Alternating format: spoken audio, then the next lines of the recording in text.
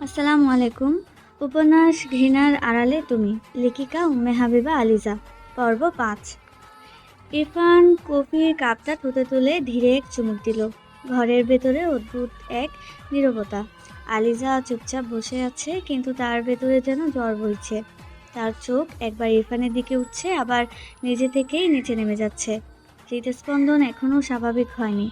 Irfan cup নামিয়ে বলল, আজকে তো চুপ কেন? আলিজা ঠোঁট কামড়ে বলল, এমনি।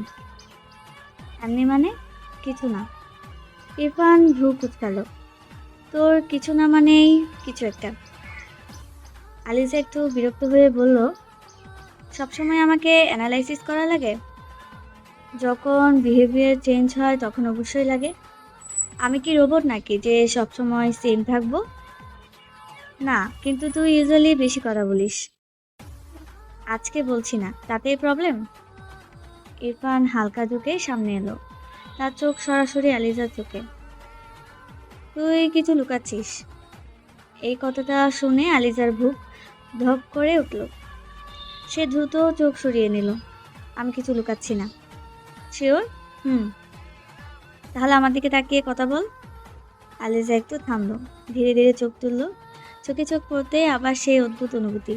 কেন জানি তার বুকের ভেতর কেমন যেন হয়ে গেল। ইরফান বলল, কি ভাবছিস? কিছু না, বলেছি তো। আবার কিছু না? আপনি খুবই ইরিটেটিং জানেন। তুই তো বলিস আমি আতঙ্ক। সেটাও। ঘরের ভেতরে হালকা ঠান্ডা বাতাস। ইরফানের চোখ এবার স্থির, সরাসরি আলিজার দিকে তাকিয়ে বলল, একটা সিরিয়াস কথা আছে। আলিজা মুখ বাঁকিয়ে বলল, আপনার সব কথাই সিরিয়াস, কখনো নরম কিছু বলেন? নরম কথা শুনতে হলে ডিজার্ভ করতে হয়। ও, তাহলে আমি ডিজার্ভ করি না? না। একদম ঠান্ডা উত্তর। আলিজার বুকের ভেতরটা মোচড় দিয়ে উঠল, তবুও নিজেকে সামলে বলল, ঠিক আছে, বলেন কি বলবেন। ইরফান ধীরে বলল, তোর কলেজে জাভেদ স্যার, সে আমার ফ্রেন্ড। এক মুহূর্তে আলিজার চেহারার রং পাল্টে গেল। কি? হ্যাঁ, আজকে তার সাথে কথা হয়েছে আমার। কি বলেছে? ইরফান এবার একটু কঠিন হয়ে বসলো। উনি বলেছে তুই এবার এর এক্সামে কোনো রকম টেনে টুনে পাস করেছিস। আমি তো আর ফেল করিনি। চুপ! একটা তীব্র ধমক। এটা কি কোনো রকম অ্যাচিভমেন্ট হলো? কমপক্ষে ফেল তো না। এটা গর্ব করার মতো কিছুই না লিজা। ঘরের বাতাস ভারী হয়ে উঠল। প্রতিবার তোর জন্য আমি সার্কিট করি, আর প্রতিবারই ২-৩ দিন পড়াই, তারপর তারা আর আসে না। বলতো এমনটা হওয়ার কারণ কি? আলিজা মাথা নিচু করে বসে আছে, কোনো উত্তর নেই। ইরফান এবার একটু ঝুঁকে সামনে এলো আর বলল, তুই আসলে করিসটা কি? পড়াশোনা করিস? করার চেষ্টা করি। চেষ্টা? একটা তাচ্ছিল্য হাসি। এই চেষ্টা দিয়ে তুই লাইফ চালাবি? আলিজার চোখ ভিজে উঠেছে, কিন্তু সে মাথা নিচু করে বসে আছে। স্যাররা কেন থাকতে চায় না জানিস? কারণ তুই সিরিয়াস না। তুই পড়াশোনায় মনোযোগ দিস না। আমি দিই। মিথ্যা বলিস না। এইবার আলিজা মাথা তুলে তাকালো। আমি মিথ্যা বলছি না। তাহলে রেজাল্ট এমন কেন? সবসময় রেজাল্ট দিয়ে বিচার করতে হয়? হ্যাঁ, কারণ ওইটাই প্রমাণ। আলিজা দাঁত চেপে বলল, সবাই আপনার মতো না। ইরফানের চোখ কড়া হয়ে গেল। আমার মতো হতে বলছি না। তাহলে? কমপক্ষে নিজের দায়িত্বটা বুঝতে বলছি। এই কথাটা শুনে আলিজা উঠে দাঁড়ালো এবং বলল, আপনি সবসময় আমাকে অপমান করেন। আমি তোকে অপমান করি না। তুই নিজের কাজ দিয়ে নিজেকে অপমান করিস। আমার সামনে দাঁড়িয়ে তর্ক করার আগে নিজেকে প্রুভ কর। আলিজা পাল্টা কিছু বলতে গেলে ইরফান তাকে থামিয়ে বলে, চুপ! একটা শক্ত শব্দ।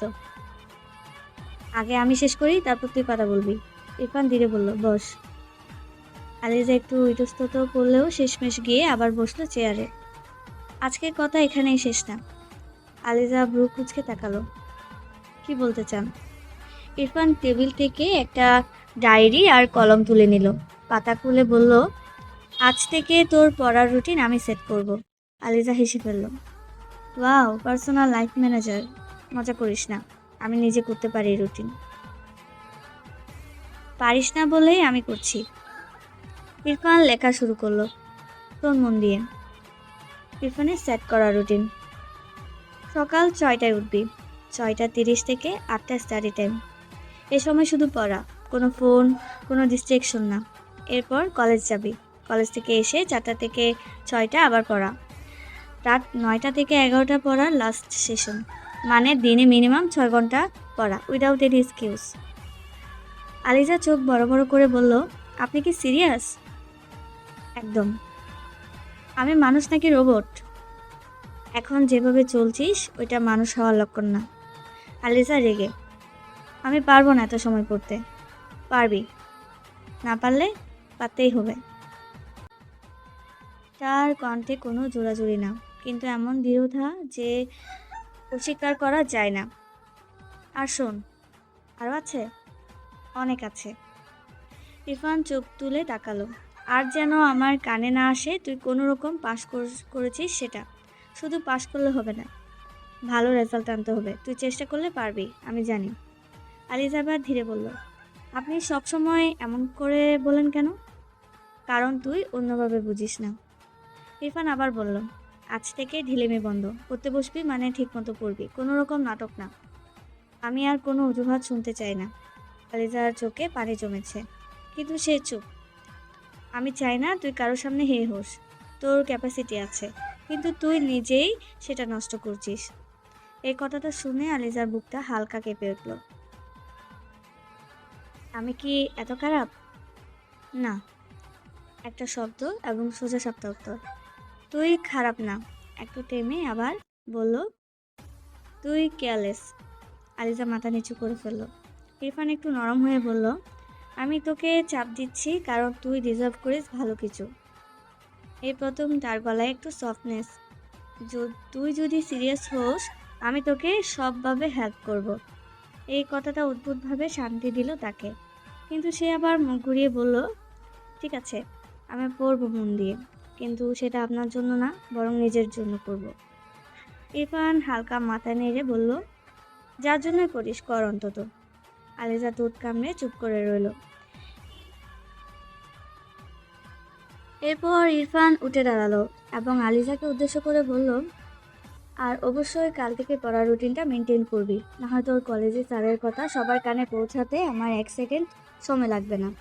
এবং সবার আগে খবরটা যাবে ছোট আমার কানে। এটাই কিন্তু তোর ফার্স্ট অ্যান্ড লাস্ট সুযোগ।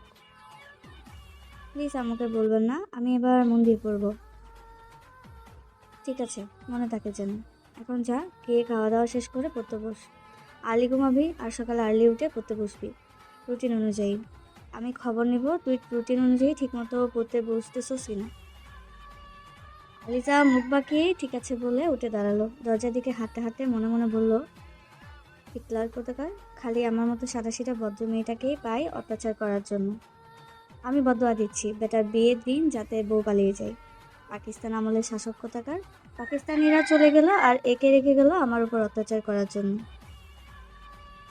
দরজা খুলে বের হওয়ার আগে একবার পেছনে তাকালো। ইরফান দাঁড়িয়ে আছে চুপচাপ, তার দিকেই তাকিয়ে। দুজনের চোখ আবার এক হলো, কিন্তু এবার কেউ কিছু বলল না। আলিজা বের হয়ে গেল, দরজা দিয়ে বন্ধ হলো। ঘরের ভেতরে একা দাঁড়িয়ে ইরফান গভীর একটা শ্বাস ফেলল। মনে মনে বলল, এই মেয়েটাকে ভালো করতে গিয়ে না জানে আমি কখন পাগল হয়ে যাই। অন্যদিকে নিজের রুমে এসে দরজা লাগিয়ে আলিজা বিছানায় বসে পড়ল। ডায়েরিটা খুলে আবার পড়ল। 6টা থেকে 8টা স্টাডি টাইম, 4টা থেকে 6টা স্টাডি টাইম, 9টা থেকে 11টা স্টাডি লাস্ট সেশন। ও, জেলখানার রুটিনও এর চেয়ে সহজ। কিন্তু একটা লাইন তার মাথায় ঘুরছে, তুই পারবি, আমি জানি। সে ধীরে শুয়ে পড়ল, চোখ বন্ধ করলো। কিন্তু ঠিক তখনই তার মাথায় ভেসে উঠল ইরফানের ভেজা চুল, চৌড়া বুক, পানির ফোঁটা। ও, কি ভাবছি আমি? নিজের মাথায় হালকা চাপড় দিল। ছি আলিজা, ওই নির্লজ্জের মতো তুইও দিন দিন নির্লজ্জ হয়ে যাচ্ছিস। তারপর সব বাদ দিয়ে পড়তে বসলো। অন্যদিকে ইরফান টেবিলে বসে ডায়েরির কপি দেখে হালকা বলল, দেখি কতদিন টিকিস।